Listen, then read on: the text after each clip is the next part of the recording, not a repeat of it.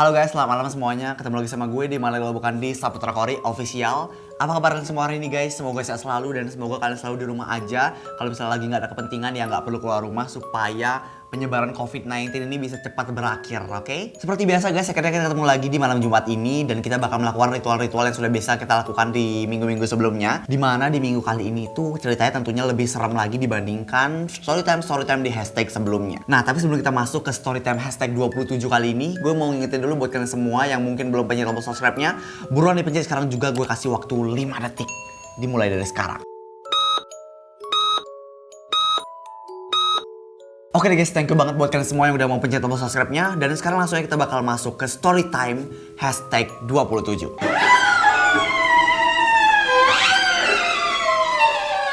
Oke guys, langsung aja kita masuk ke cerita yang pertama. Halo kak, nama aku Rania. Aku mau cerita tentang pengalamanku yang horor. Pada hari Minggu kemarin aku ada kegiatan kelompok bersama teman kelompokku.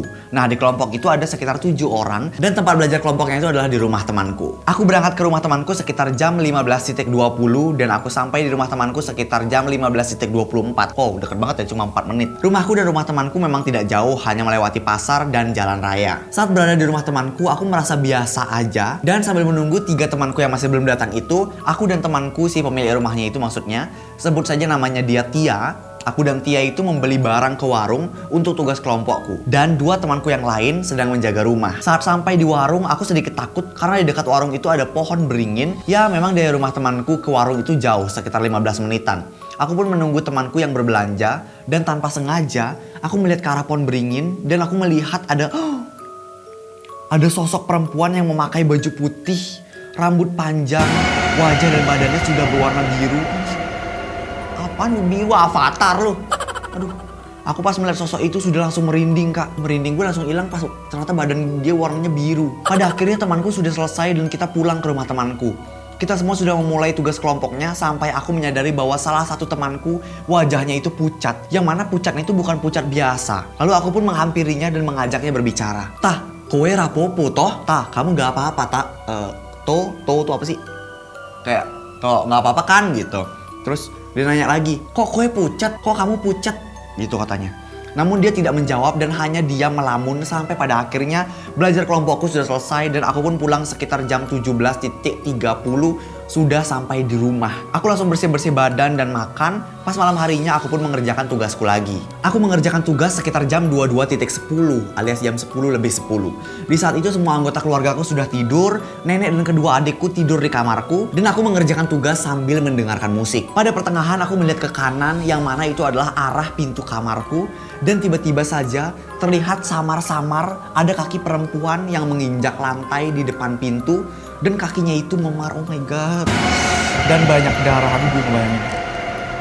Oke, pas aku lihat lagi ternyata itu udah gak ada kak. Aku pun berpikir bahwa itu hanya hayalanku saja. Selang 5 menit, tiba-tiba saja ada orang yang memegang bahuku dan berkata, kenapa belum tidur? Namun suara itu adalah suara lelaki dan aku mulai menengok.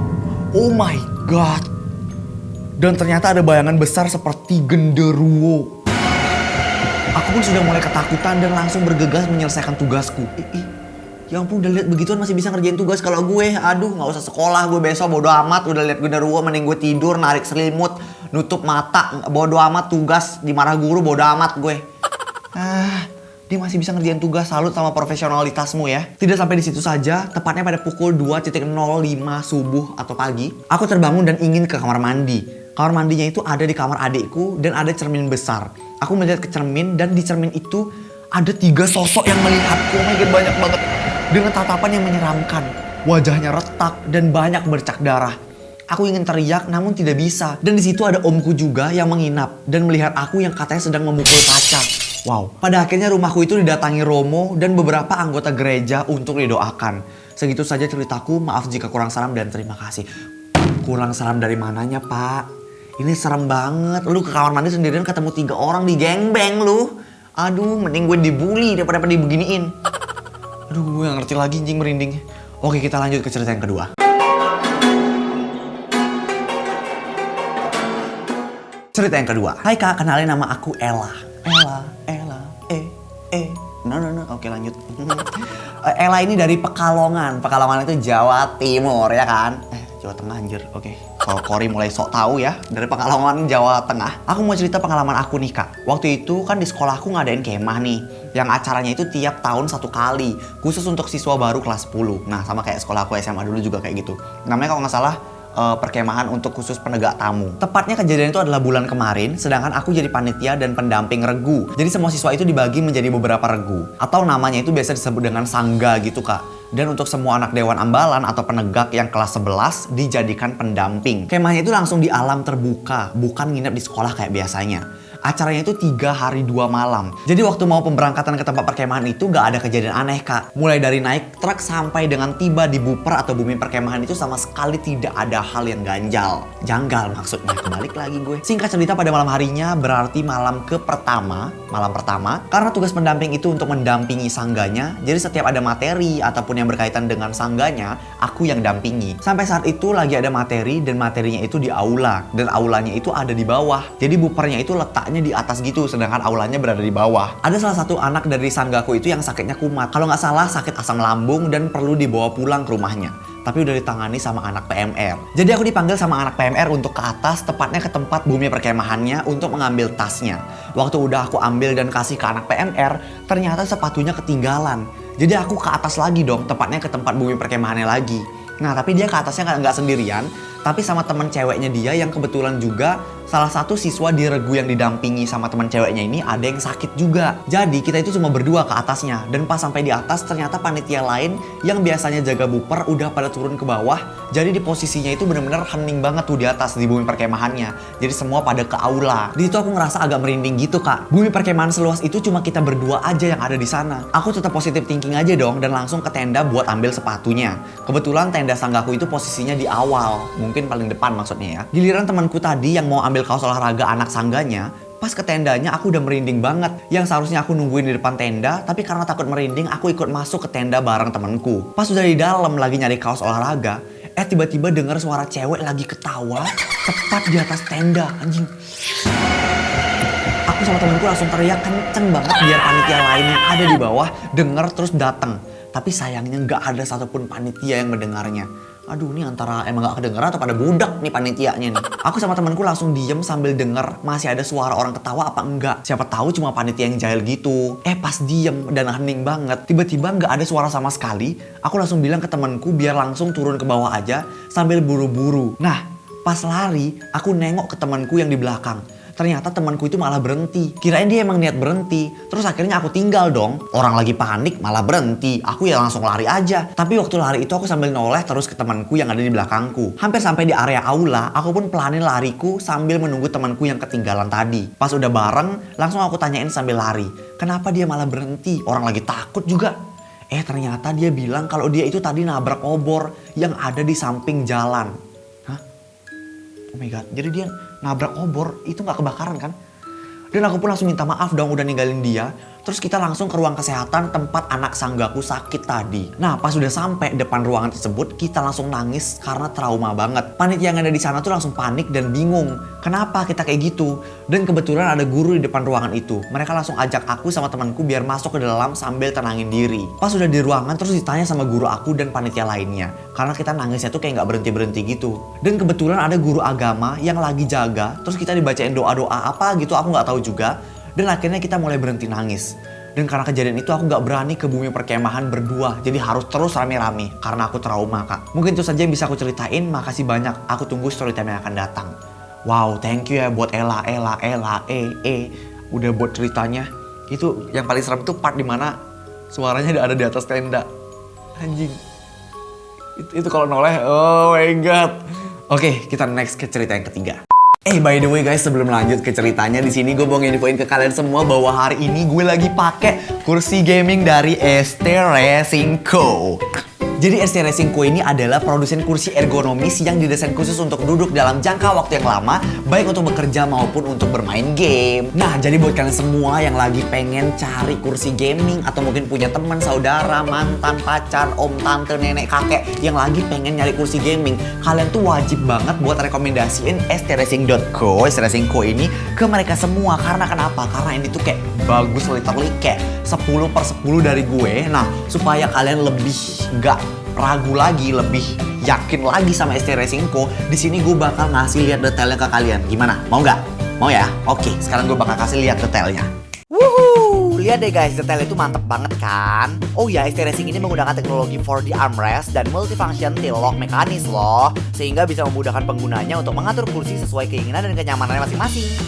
Selain itu, kursi ini juga didukung dengan bantalan pinggang, bantalan leher, serta kaki-kaki penopang yang terbuat dari aluminium kualitas tinggi untuk kenyamanan yang lebih. Gak lupa juga desain mereka ini benar-benar bervariatif banget. Ini tuh salah satu desain favorit aku yang aku padu-padankan dengan my favorite color, yaitu yellow. Oh iya, kalian juga bisa request isi nama kalian, inisial, atau nama mantan kalian. Dan juga bisa pilih desain kok. Karena desainnya di sini itu gak cuma 1 atau 2 doang, tapi ada beragam desain lainnya. Untuk proses perakitannya juga mudah kok, dijamin gak bikin kalian rempong deh. Nah guys, dan itu dia tadi detail dari kursi gaming ST Racing Co-nya. Dan sekarang ini gue mau ngasih informasi yang benar-benar penting banget buat kalian ketahui, yaitu ST Racing Co lagi ada sale besar-besaran di Tokopedia dan Shopee. Sale all series gaming chair-nya itu dari harga 3 juta jadi harga 2,5 juta rupiah aja. Pokoknya kalian gak boleh ketinggalan sama promo ini. Jadi buat kalian semua gak usah ragu lagi, gak usah pikir 2 kali 3 kali lagi. Pokoknya udah yakin ST Racing Co gak bakal mengecewakan pantat kalian untuk duduk, dijamin nyaman dan enak banget ya guys ya. Pokoknya langsung aja kalian bisa langsung order lewat WhatsApp mereka. Nanti aku bakal taruh di description box di bawah, ataupun kalian bisa langsung ke Shopee ataupun Tokopedia mereka dan bisa langsung cek-cek perkembangan dan update mereka di Instagram mereka, yaitu yang ini. Nanti gue munculin di sini Instagramnya, yaitu di @stracingco. Pokoknya buru langsung sekarang juga kepoin mereka dan langsung di check out, oke? Oke guys, tanpa berpanjang lebar lagi tentang ST Racing Co, pokoknya kalian gak usah banyak-banyak mikir, langsung di check out aja ST Racing Co-nya. Sekarang kita bakal langsung aja lanjut ke cerita berikutnya sambil kalian check out ya ST Racing Co-nya, oke? Mumpung ada promo, jangan sampai ketinggalan.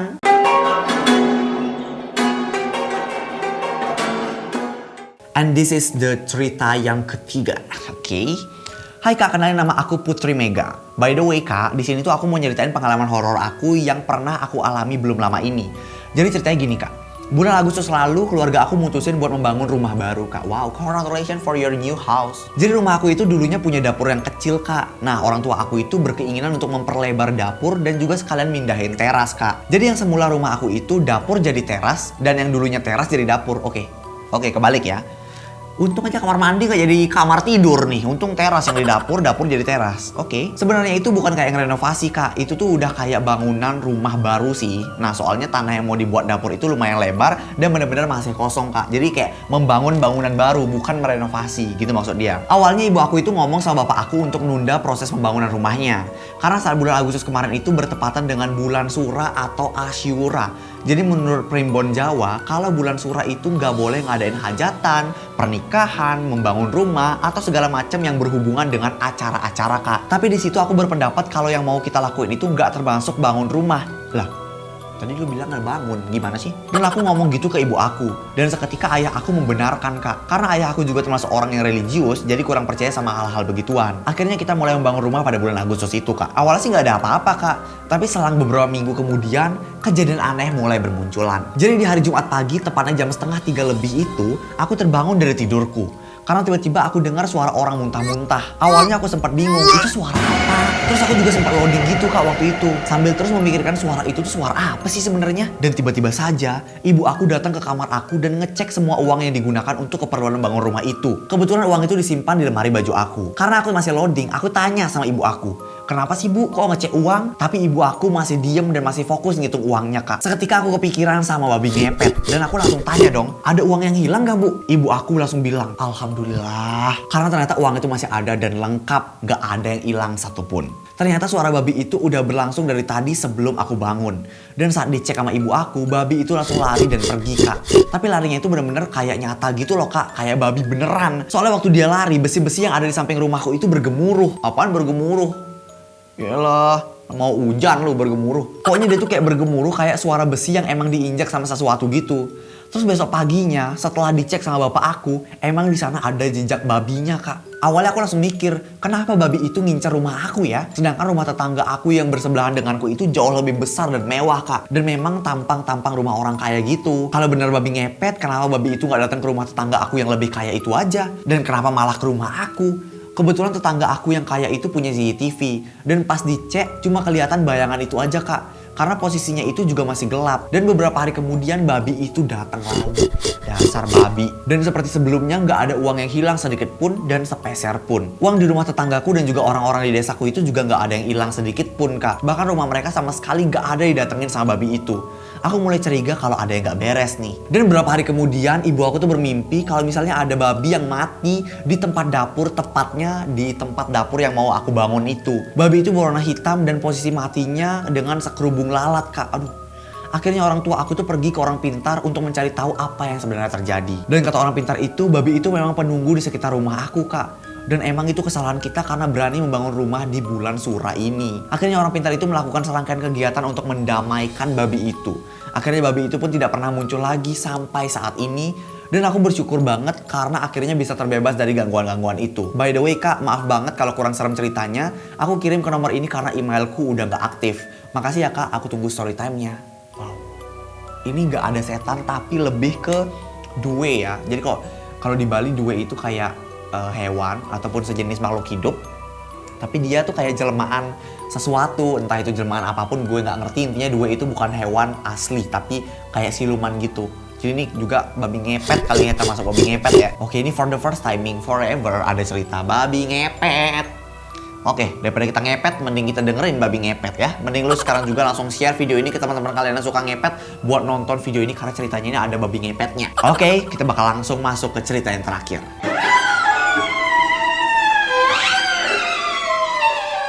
Oke guys, dan ini dia cerita yang terakhir untuk Storytime hashtag 27 kali ini. Cerita yang keempat, halo kak, nama saya Regan. Nah, saya ini tinggal di perkotaan kak.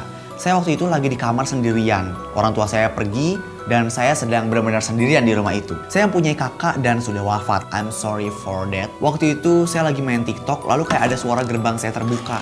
Saya kira itu orang tua saya. Lalu saya buka pintunya. Dan setelah itu saya lanjut lagi ke kamar. 1 jam dan 2 jam sudah berlalu. Kok nggak ada suara? Ternyata emang nggak ada siapa-siapa. Saya langsung kunci pintu, lalu saya lari ke kamar. Dan saya melihat dengan mata kepala saya sendiri, oh my god, di bawah kasur saya. Lalu saya pingsan dan bangun-bangun saya sudah di masjid. Dan ternyata, oh my god. Dan ternyata abang aku yang ngegentayangin aku. Aduh. Oh my god, terima kasih kak sudah membaca. Simple banget ceritanya tapi ngedip banget ya. Kakaknya ngedatengin dia. Tapi ketika lu tahu kakak lu udah gak ada itu kayak oke. Oke guys, mungkin itu dari tadi keempat cerita yang bisa gue ceritain di Storytime hashtag 27 kali ini. Semoga kalian enjoy sama ceritanya dan kalian bisa banget langsung komen di bawah di antara keempat cerita tadi, cerita mana yang jadi favorit dan paling serem menurut kalian. Kalian juga bisa langsung komen di bawah ataupun langsung sampaikan ke WhatsApp dan email yang ada di sini, ide-ide konten, kritik, saran, pendapat ataupun horror story, pengalaman horror, video-video horror dan lain sebagainya yang bisa gue jadiin bahan konten untuk disampaikan lewat WhatsApp dan juga email karena nanti gue pasti akan selalu cek email dan juga WhatsApp gue. Tapi tentunya disampaikan dengan bahasa yang sopan santun dan tidak menelpon ya guys. Karena kalau misalnya kalian nelpon ataupun spam, WhatsApp itu akan otomatis memblokir kontak kalian. Sorry banget tapi nggak boleh telepon ataupun nge-spam, oke? Oke, mungkin itu dari gue untuk Storytime hashtag 27 kali ini. Sekali lagi gue mau ngingetin buat kalian semua yang belum pencet tombol subscribe-nya, buruan dipencet sekarang juga. Pokoknya langsung dipencet karena itu benar-benar nggak bakal bikin jempol kalian jadi lecet. Itu dari gue untuk Storytime hashtag 27 kali ini. Sampai jumpa di malam-malam Jumat berikutnya. Bye-bye.